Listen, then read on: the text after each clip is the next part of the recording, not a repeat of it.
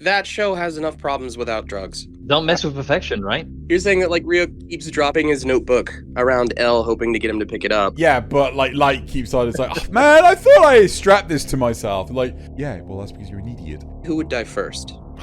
I've not watched Nichijou. Oh. The one with blue hair. Firstly, you don't know how right you are.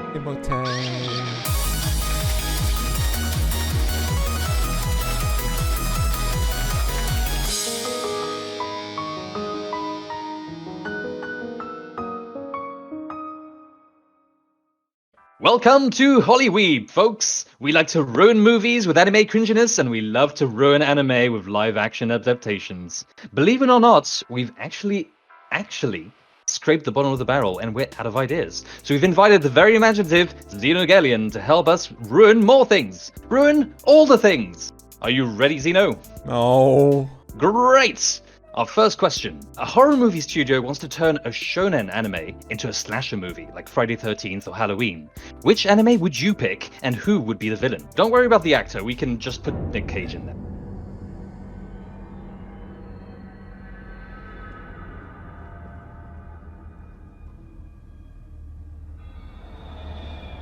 He says yes to everything, it's fine. I want to go for something that hasn't been done before. I don't want to just say like the stereotypical stuff. Fuck it. I'm gonna have to say it because it's the only thing that's coming into my head at all. Goblin Slayer. Okay, well, yes, I suppose it would be a reverse slasher. You're killing all the monsters. Yeah. Although, so would the Slayer actually be the villain in that case? And it's like from the point of view of the goblins. You know what? That works. I think they'll bite. And the great thing is, because Nick Cage is playing Goblin Slayer, like, you know, he's got a helmet on all the time, so it's fine. And then you can actually set it up so, like, you know, the goblins, they're living in their, like, you know, so they're staying at their summer retreat, you know, like lakeside log cabin, and, you know, you just don't go out the woods at night. Otherwise, Goblin Slayer will come out and get you. So, Xeno, the recent popularity in anime over the last few decades is largely attributed to the iconic imagery and style that one finds in anime. Now, to really incorporate the East and West hybridization, we have a list of movie directors who are themselves known for being very stylistically pronounced. They're almost a character in the movie because their artistic nature comes through so strongly. So the first one we have is Tim Burton. So give us 3 anime franchises that you think Tim Burton would be ideally suited for. 3! Jeez, oh my Yes. god. So, Tim Burton, I'm thinking crazy, wacky colors. I'm thinking Paprika could do it. Because, like, especially considering his Alice in Wonderland stuff, I would totally say Paprika. 2 more. I want to go something like his dark, gritty stuff like he did with Batman. Goblin Slayer keeps on coming to my mind. Fuck. Devilman Crybaby. What else is there? I want a 3rd one. Something like that would fit well with his Nightmare Before Christmas art style. Soul Eater kind of fits that style, doesn't it? Sure.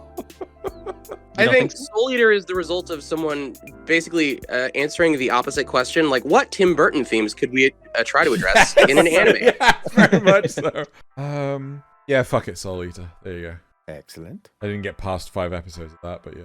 Okay, so in order to kind of validate a movie idea that we have in mind, kind of leading things off with an Evangelion question, as you know, as we usually do, would it have changed your reaction at all to Evangelion if at the last episode, instead of being like, you know, some weird, confusing mess, it had instead turned out to be one of those like low-budget faith-based films, like those come to Jesus films? What if, like, at, you know, in Shinji's head in the last episode, Misato was like, you just need to accept Jesus into your heart, and then, like, that was the theme of the last episode. Would you have enjoyed it anymore? Would it have changed your reaction? I mean, yeah, I'd probably like, oh, for the love of God, you know, just like, you know, watch 26 episodes of this raging dumpster fire. I probably would have just grabbed my DVDs, even though I spent like 140 quid on them, dumped them into a trash can and set the thing on fire. Oh, yeah, and there you go. You've got it where basically Shinji's like slowly losing his mind, and then Rick and Morty style Jesus just comes down from the clouds. I'm here for you, my son.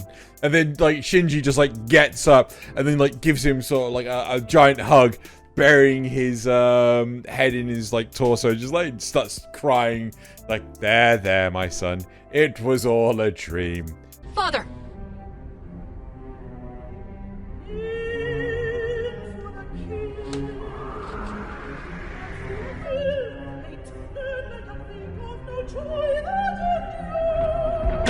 You don't actually have a father. Now, you have to remake Kill Bill with the cast of a harem anime of your choice. Who's the bride? How hard is the fight against each of the other girls? And what did the Bill do to deserve the bride's wrath in this remake? Oh, for fuck's sake. You guys are really trying to make it hard for me on this one. I feel like the Bill kind of dictates who the bride's gonna be.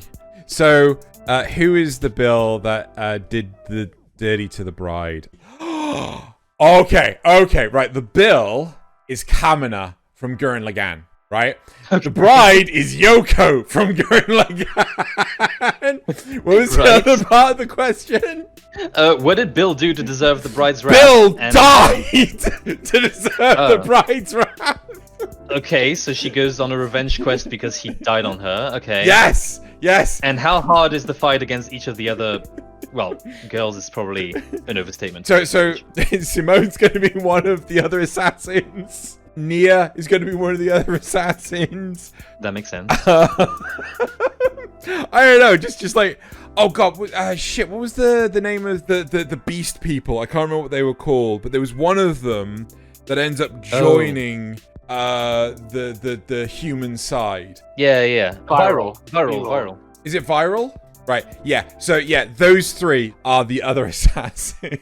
Okay. So for our second movie director, we have Ted Raimi, who started off in the 80s with the Evil Dead series, went on to do Hercules and Xena TV shows in the 90s, and then started the Spider-Man movies in the early 2000s. You mean Sam Raimi? Yeah. You said Ted. I'm sorry, yes, Ted. Yes, I got the brothers mixed up, yes. Is there a Ted Raimi? Yeah, that's his brother. He's in all of Sam's movies. He's in all of movies. Really? I thought that was just Bruce Campbell. Yeah, Ted is J. Jonah Jameson's assistant in the Spider-Man movies. Oh shit, they do look similar. Yeah. Okay, yes, right. Let's so what's the rest of the question? So what three properties do you want us to pitch Ted Raimi to get him on board with doing animes? No, Sam, not Ted. Sam, not Ted, right, okay. But Ted will be there anyway. Okay. I'm gonna say One Punch Man, and hilariously Ted could be Genos. Right. I'm gonna say Shakugan no Shana.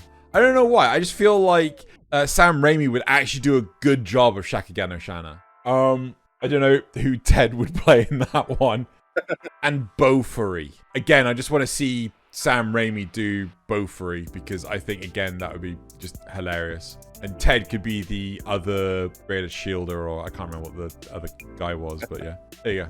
Nice. So, full disclosure, Nazeth actually came up with the basis of this question, and it was the best question I've ever heard. So, Xenogelion, if Nichijou was a Saw movie, who would die first?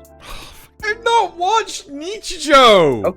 The one with blue hair. Firstly, you don't know how right you are. Secondly, okay, let's go with Lucky Star instead. If Lucky Star was okay. So they were twins. One of them was a ditz. One of them was like overly. Yeah, Kagami was the quote unquote older one, even though she wasn't the tsundere. Yeah, and then there was the ditz younger one with the shorter hair. She would be the first one to die. Either that or. Okay, you know the blue-haired one? The one that's like the iconic This Is Lucky Star character. She had, I want to say, an aunt character. Oh, the police? Yeah, she was a police officer, right? Yeah, who drove like a maniac.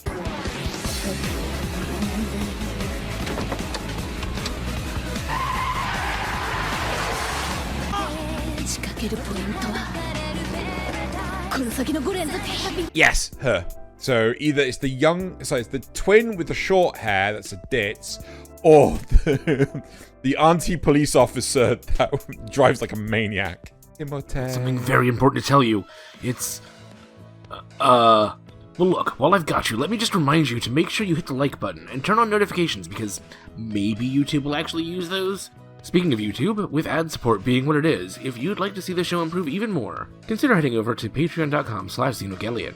And if you like listening to Xeno rant about anime, head over to youtube.com/Compicast to find out what harem anime he's watching now. Oh yeah, I remember now. While you're watching, make sure you keep an eye out for the golden... Alright, in order to jump the shark even harder than in the last movie, the next Indiana Jones movie has to be an isekai. Where did Indy end up after being run over by Truck-kun, and what will he be trying to put in a museum there? Okay. He gets transported to the realm of Durarara, right? So this is the world setting of Dura, and his objective is to get Celti's helmet. Not her head. No, but that's the thing. He thinks that her head is in the helmet. He doesn't actually ever know this. It's like the Ark of the Covenant. He never knows what's inside the Ark. So he's got the helmet, and he's like, this is a bit light. You know, he doesn't realize it's empty. And he puts that, and he never looks inside, because, you know, his mind might get blown. So for our third iconic movie director that we want anime properties to pitch to is Sir Ridley Scott. Oh, fuck no! Really? Oh, fine. So the starter of the Alien series, Blade Runner, and more recently, The Martian. So what 3 anime properties would you think he would be good for? I'm glad you didn't mention Alien Covenant or Prometheus. Instantly, what jumps to mind, right? Okay. For the Gladiator, we've got Overlord, right? Are you not entertained? Then we've got Alien. Fate Stay Night, right? That's it, man. Game over, man. It's game over. Or, no, Fate Zero. Fate Stay Night is shit. Don't at me. Or Fate Apocrypha. Or Fate Grand Order. Or... I'm not actually just trying to trigger the thing. I'm just, like, saying there's, like, a load of Fate... Pretty much anything that's not Fate Stay Night. Like, even Unlimited Blade Works is pain. Like, I'm the hero and I won't use my servant to help me. Yeah, well, that's because you're an idiot. And The Martian. Oh, The Martian is such a good movie as well. What would be Cowboy Bebop? Nice. Okay, so my next question is really quick. If Death Note was a romance drama akin to The Notebook, who would our 2 lovebirds be? Okay, the 2 lovebirds would be Ryuk and L, right? They you know, Ryuk secretly loves L, even though he is bound to Light Yagami, and L can feel this longingness, this draw to this empty space next to Light. I've not watched that much of the series, but that just feels right for me to say this. You're saying that, like, Ryuk keeps dropping his notebook around L, hoping to get him to pick it up. Yeah, but, like, Light keeps on. It's like, oh, man, I thought I strapped this to myself. Like, oh, man, this handcuff system. Yeah, so I would have Willem Dafoe play Ryuk. I hate you. I hate you so much. Don't mess with perfection, right? Yeah, I mean, it is so perfect. You can't help but be angry. Who would I get to play L? Tom Holland. Ooh. Yeah. So, keep this in the down low, but Clint Eastwood has just come out as a huge weeb and wants to adapt an anime series into a spaghetti western. Oh my god. Which specific anime do you think might actually work for this? And which one do you think would just be hilariously stupid? Trigun.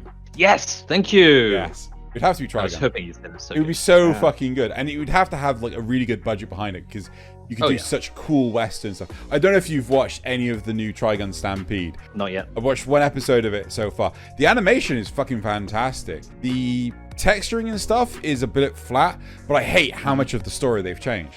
It's just massively different. And which one would, like, not work at all but be kind of hilarious? Again, I kind of want to say Cowboy Bebop. You know, it's just way too serious in tone. Yeah. I don't like reusing it, but I mean, considering how many anime you've fished out of me already. For our penultimate movie director, we have Guillermo del Toro. So which anime properties would you pitch for him? Gundam 00. Ooh. That would be a magical masterpiece. Oh. JoJo's Bizarre Adventure, Stardust Crusaders. Nice. Rising of the Shield Hero. Ooh, I'm down for that one, yeah. Yeah. I wanted something more Hellboy-ish. Oh, no gun life. No guns life. This thing is plural on the guns. Yeah, no guns life.